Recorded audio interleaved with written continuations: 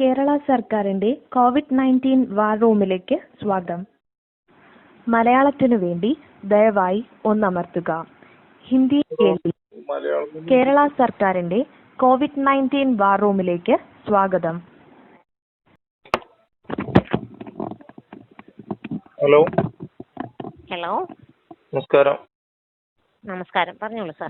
ഞാൻ ഖത്തറിൽ നിന്നാണ് വിളിക്കുന്നതേ. ഓക്കെ. നിങ്ങളുടെ ഈ ഇതിലേക്ക് ഒന്ന് റീച്ച് ചെയ്യണമെങ്കിൽ തന്നെ 2 മിനിറ്റ് വേണമല്ലോ. ഇത്രയും ഒരുപാട് അമർത്തിയിട്ട് എത്തണമെന്നുണ്ടെങ്കിൽ. സാർ, ഇതിനകത്ത് ഒത്തിരി കോള് വരുന്നോണ്ടായിരിക്കും. അതല്ല, ഈ ലാസ്റ്റ് കേരളത്തിൽ നിന്ന് പുറത്താണെന്നുണ്ടെങ്കിൽ, ഇന്ത്യയിൽ നിന്ന് പുറത്താണെങ്കിൽ 8 അമർത്തുക. അത് ആദ്യം പറഞ്ഞാൽ മതിയായിരുന്നു. ഒരുപാട് ആദ്യം കൺട്രിയുടെ പേര് ഇത് ആക്കിയിട്ട്. ഓക്കെ. അറിയില്ല, ഞങ്ങൾക്ക് അറിയില്ല. സാർ പറഞ്ഞോളൂ സാർ. മാഡം, ഞാൻ ഖത്തറിൽ നിന്ന് വിളിക്കണേ. എന്താണ് ഇപ്പൊ ഞങ്ങളുടെ അവസ്ഥ? ഞങ്ങൾ ഇവിടെ ഒരുപാട് മലയാളികൾ ഞങ്ങളുടെ സ്വന്തം നാട്ടിലേക്ക് വരണമെന്ന് വിചാരിച്ചിട്ട് എല്ലാരും കൈയും കാലൊക്കെ പിടിച്ചുകൊണ്ടിരിക്കുന്നത്. എന്താണ് ഇതിന്റെ ഒരു അടിസ്ഥാനപരമായിട്ടുള്ള കാര്യം എന്നൊന്ന് വ്യക്തമാക്കി തന്ന വളരെ ഇത് സാർ ഒരു സെക്കൻഡ്. സാർ കോള് വന്നത് മാറിപ്പോയി. അത് ഞങ്ങളെല്ലാം ഇതിൽ നോർക്കയുടെ ഇതിലേക്ക് കൊടുക്കാം. സാർ ഒന്ന് ഹോൾഡ് ചെയ്യണം. നോർക്ക എത്ര? 2003 ആണ്.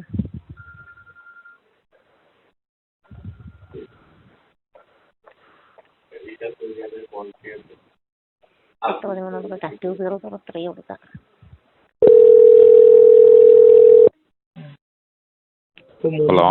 ഹലോ, നമസ്കാരം. നോർക്കയാണോ? അതെ. സാറേ, ഞാൻ വിളിക്കുന്നത് ഖത്തറിൽ നിന്നാണ്. എന്താണെന്ന് ചോദിച്ചു കഴിഞ്ഞാൽ, എന്താണ് ഇപ്പൊ ഞങ്ങൾക്ക് ഈ പ്രവാസികൾക്ക് നാട്ടിലേക്ക് വരേണ്ട ലാസ്റ്റിലത്തെ ഒരു ലേറ്റസ്റ്റ് ന്യൂസ് എന്താണെന്ന് അറിഞ്ഞു കഴിഞ്ഞാൽ കൊള്ളാമായിരുന്നു. കാരണം ഇപ്പൊ തന്നെ മലയാളികൾ ഇവിടെ ഒരു മൊത്തം GCCയിൽ 168 പേര് മരിച്ചു.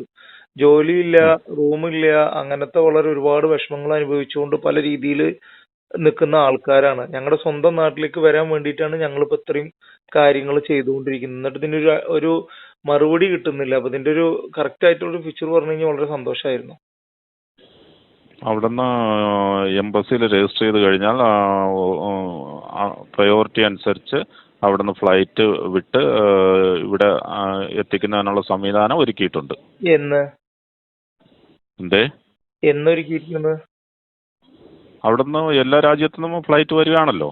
എല്ലാ രാജ്യത്തുനിന്നും നിങ്ങൾ ഞാൻ പറഞ്ഞിട്ട് ചാർട്ടർ ഫ്ലൈറ്റ് മുടക്കി എന്ന് പറയുന്നു. ഇവിടുന്ന് ആഴ്ചയിൽ 2 ഫ്ലൈറ്റ് ഇട്ട് കഴിഞ്ഞ് 48,000 പേര് രജിസ്റ്റർ ചെയ്ത് കഴിഞ്ഞ് കഴിഞ്ഞപ്പോ എത്ര വർഷം പിടിക്കും ഞങ്ങൾ അവിടെ എത്തണമെങ്കിൽ? അതിന്റെ ഇടയ്ക്ക് ഇവിടെ ഇങ്ങനെ മരിച്ചു വീഴുക എന്നുള്ളതാണോ? ഞങ്ങളുടെ സ്വന്തം ജനിച്ച നാട്ടിലേക്ക് വരാൻ വേണ്ടിയിട്ടല്ലേ ഞങ്ങൾ അഭ്യർത്ഥിക്കുന്നത്. ഞങ്ങൾ നിങ്ങളുടെ അടുത്ത് കാശ് തരാൻ പറയുന്നില്ല, ഞങ്ങൾക്ക് വേറെ വല്ല ധനസഹായം തരാൻ പറയുന്നില്ല. ഞങ്ങൾ തന്ന നികുതിയും കാശും ഇഷ്ടംമാതിരി അവിടെ ഉണ്ടല്ലോ, അതൊന്നും നിങ്ങൾ തരണ്ട. ഞങ്ങളുടെ നാട്ടിലേക്ക് ഞങ്ങൾ ടിക്കറ്റ് എടുത്ത് വരാന്ന് പറഞ്ഞത് പോലും എന്താണ് നിങ്ങൾ ഈ ഞങ്ങൾ വോട്ട് ചെയ്ത് ജയിച്ച ഗവൺമെന്റ് ഞങ്ങൾക്ക് വേണ്ടി ചെയ്യാത്തത് എന്താണ്?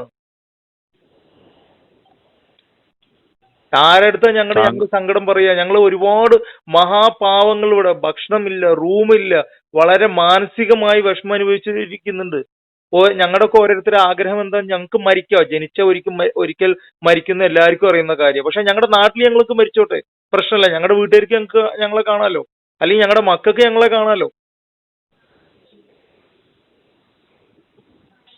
വേറൊരു രാജ്യത്തുനിന്ന് നമ്മുടെ സ്ഥലത്തേക്ക് കൊണ്ടുവരുന്നതിന് ഫ്ലൈറ്റ് മാർഗമല്ലേ പറ്റുന്നുള്ളൂ. അപ്പോഴത് അതിന് കഴിയുന്നിടത്തോളം. നിങ്ങളുടെ പേരെന്താണ്? പേരെന്താണ് നിങ്ങളുടെ? എന്റെ പേര് ജയകുമാർ. ജയകുമാർ സാറ്, ഞാൻ പറയുന്നോണ്ട് മനസ്സിന്റെ വിഷമവും വികാരം കൊണ്ട് സാറിനെ ബുദ്ധിമുട്ടിക്കുക അല്ലെങ്കിൽ നിങ്ങൾ അവിടെ ഇരിക്കുന്ന അങ്ങനെ അല്ല. നിങ്ങളുടെ വികാരമൊക്കെ അങ്ങനെ ഒരുപാട് കാര്യങ്ങളുണ്ടെങ്കിൽ war room COVID-19 war room kerala@gmail.com എഴുതി അറിയിക്കുക. കാരണം ഇത് നിങ്ങളെ പോലെ തന്നെ ഒരുപാട് പേര് തല്ലെടുത്തെറിഞ്ഞ മാതിരിയുള്ള അവസ്ഥയാണ് ഈ വാർ റൂമും ഈ റൂമിലേക്കൊക്കെ വിളിച്ചിട്ടും കാര്യങ്ങളൊക്കെ ഉള്ളത്. ഒരുപാടായി ഞങ്ങൾ CM-നും ഇവർക്കും മെസ്സേജും മെയിലും കാര്യങ്ങളും ഇതെല്ലാം അയക്കുന്നു. ഒരു റെസ്പോൺസിബിളും ഇല്ല, ഒന്നുമില്ല. ഇപ്പൊ ഞാന് നമ്മുടെ ശാല ടീച്ചർക്ക് വിളിച്ചപ്പോ അവിടുത്തെ മാഡത്തിന്റെ സെക്രട്ടറി എടുത്തപ്പോ പറഞ്ഞു CM-നായിട്ട് മീറ്റിംഗ് ആണ്, ഇതിൽ വിളിച്ചിട്ട് കാര്യമില്ല. ഞങ്ങൾ പിന്നെ ആരിനെ വിളിക്കും? ഞങ്ങൾ ആരിനെ വിളിച്ച് സംസാരിക്കും? നിങ്ങൾ പറയും വാറിൽ വിളിക്കാൻ പറയും, അവര് പറയും ഇവിടെ വിളിക്കാൻ പറയും. ഞങ്ങൾ ആരിനെ വിളിച്ച് ഞങ്ങൾ എന്ത് ചെയ്യുന്നുള്ളത് പറയാ. ഇവര് പറയുന്ന ഫ്ലൈറ്റിന്റെ സജ്ജീകരണങ്ങളൊന്നും ഇല്ല. ഈ ചാർട്ടർ ഫ്ലൈറ്റിന് അനുമതി കൊടുക്കുന്ന ഇന്ത്യൻ എയർലൈൻസിന്റെ പൊടി പിടിച്ചിട്ട് 100 ചില്ലാന കണക്കിന് ഫ്ലൈറ്റുകൾ അവിടെ കിടക്കുന്നുണ്ടല്ലോ. എന്നിട്ട് മുഖ്യമന്ത്രിയുടെ പ്രഖ്യാപനം ഉണ്ടാവും, നിങ്ങൾ ചാർട്ടർ ഫ്ലൈറ്റിന് ഇത്ര പൈസ വാങ്ങാൻ പാടില്ല, ഇത്രേ വാങ്ങാനുള്ളൂ. അങ്ങനെയാണെങ്കിൽ ഒരു 10 ഫ്ലൈറ്റ് വിടട്ടെ. അല്ലെങ്കിൽ ദിവസം ഒരേ അതായത് കൊച്ചിയിലേക്ക്, കോഴിക്കോടേക്ക്, തിരുവനന്തപുരത്തേക്ക്, കണ്ണൂർക്ക് ഓരോ ദിവസം ഓരോ ഫ്ലൈറ്റ് വിടട്ടെ. അങ്ങനെയല്ലേ നാട്ടിലുള്ളവരെ, നമ്മുടെ ജനങ്ങളെ അങ്ങനെയല്ലേ സഹായിക്കേണ്ടത്, അല്ല ഇങ്ങനെയല്ലല്ലോ ദ്രോഹിക്കേണ്ടത്.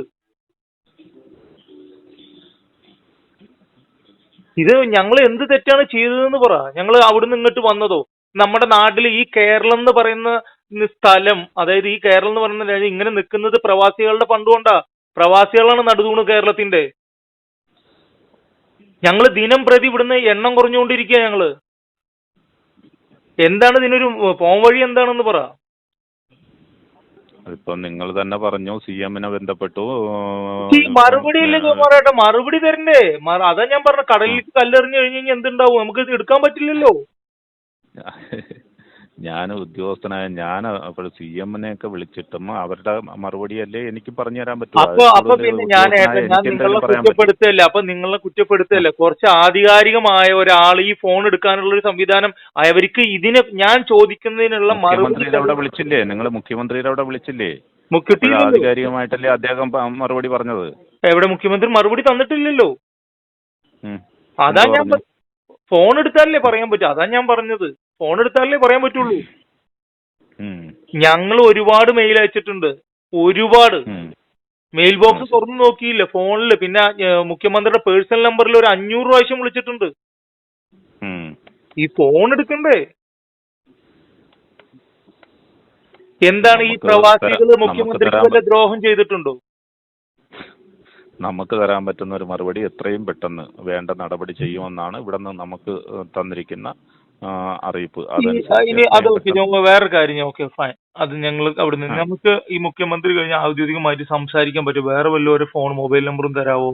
മൂപ്പരെ വല്ല ചീഫ് സെക്രട്ടറിയുടെ, അല്ലാന്നുണ്ടെങ്കിൽ വേറെ വല്ല ആളുടെ പേഴ്സണൽ സെക്രട്ടറിയുടെ വല്ല ഫോണും വല്ലതും തരാവോ? ഞാൻ ഈ സംസാരങ്ങൾ ആളെടുത്ത് സംസാരിച്ചോണ്ട് ഒന്ന് തരൂ. അല്ല, അവരുടെ നിങ്ങൾ നമ്മുടെ കേരള ഗവൺമെന്റിന്റെ സൈറ്റ് എടുത്താൽ അതിൽ എല്ലാവരുടെയും നമ്പറുണ്ട്. അതിൽ ആരെയാണോ നിങ്ങൾക്ക് വിളിക്കാൻ താല്പര്യം എന്ന് വെച്ചാൽ അവരുടെ നമ്പർ. ജയകുമാരേട്ട കേരള നമ്പറിൽ എടുത്തിട്ട് ഞാൻ ഒരു ചാർട്ട് നിങ്ങൾക്ക് അയച്ചുതരാം. എന്റെ അടുത്ത് മുന്നേ സേവ്ഡ് ആണ് എല്ലാ നമ്പറും. ഒരു മനുഷ്യൻ ഫോൺ എടുക്കണ്ടേ? ആ നമ്പർ തന്നെ ഞങ്ങളുടെ കയ്യിലും ഉള്ളൂ. അല്ലാതെ ഈ സൈറ്റിൽ അല്ലാത്ത ഒരു പേഴ്സണൽ നമ്പറും ഞങ്ങളുടെ കയ്യിലില്ല. സത്യം പറഞ്ഞു കഴിഞ്ഞാൽ വെൽ പ്ലാൻഡ് ആണ്. ഇവര് ഫോൺ കൊടുക്കില്ല. ഇവർക്ക് അറിയാം അങ്ങനെ കോളുകളും വന്നുകൊണ്ടിരിക്കുന്ന സമയത്ത് ഇവർക്ക് തന്നെ അറിയാം ഇത് നടക്കില്ല എന്നുള്ള ലെവലിൽ അല്ലേ?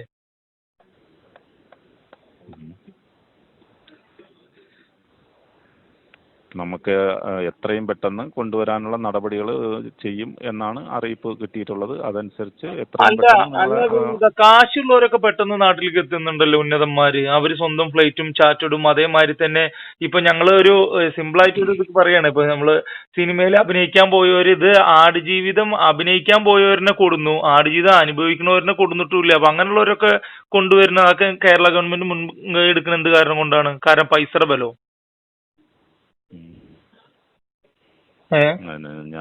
ഞാൻ അതിനെന്ത് മറുപടിയാ പറയുക? ഓക്കെ, ഏട്ടൻ എന്തായാലും ഞാൻ ബുദ്ധിമുട്ടിക്കില്ല. കാരണം നിങ്ങളുടെ മകനോ അല്ലെങ്കിൽ അനിയനോ ആരെങ്കിലും ഇവിടെ ഉണ്ട് ആ സ്ഥിതി ഒന്ന് ഏട്ടൻ ആലോചിച്ചാൽ മതി. നമുക്ക് ഒരുപാട് പേര് അവിടെ ഉണ്ട്. നമ്മുടെ ബന്ധുക്കളെല്ലാം ഒരുപാട് പേരുണ്ട്. അപ്പൊ ആ ഒരു വിഷമാണ്, വേദനയാണ് ഞാൻ ഇപ്പൊ ഷെയർ ചെയ്യുന്നത്. വേറെ ഒന്നും വിചാരിക്കണ്ട കേട്ടോ. ഓക്കെ മനസ്സിലായി. നമ്മൾ എന്തായാലും എത്രയും പെട്ടെന്ന് നാട്ടിലെത്താൻ പറ്റുമെന്നുള്ള പ്രതീക്ഷയിലിരിക്കുക. എത്രയും പെട്ടെന്ന് വരാൻ പറ്റും കേട്ടോ. ഓക്കെ. ശരി.